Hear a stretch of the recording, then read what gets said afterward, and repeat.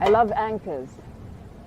I want to tattoo an anchor right on my ankle because I like to keep grounded. And I've never been a wanderer.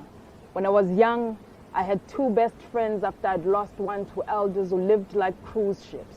I still see him sometimes, and we are 12 again when our eyes meet. When I was 12, I rode a bicycle freehand in high speed. The world stopped, and I felt air sweep through parts of me that had forgotten how to breathe. Once, the bicycle chainring latched onto the soft tissue behind my knee, tore into it, pulled out a crimson flash. My eyes welled up with tears. I guess bicycles too need anchors. The following year, I stopped flying.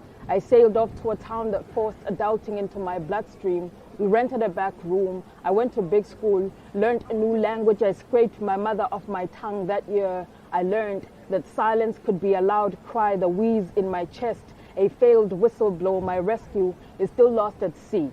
My father left us that year.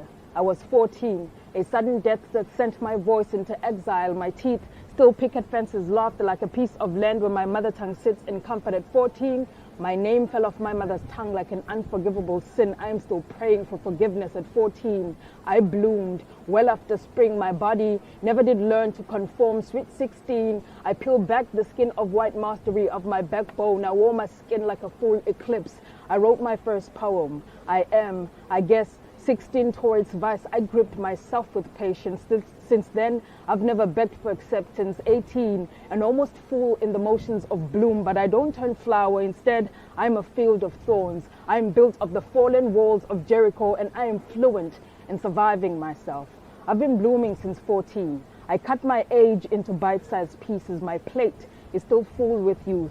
I'm 30-something, still peeling residues of 14 off my eyes, thinking, my. Look at how time has aged.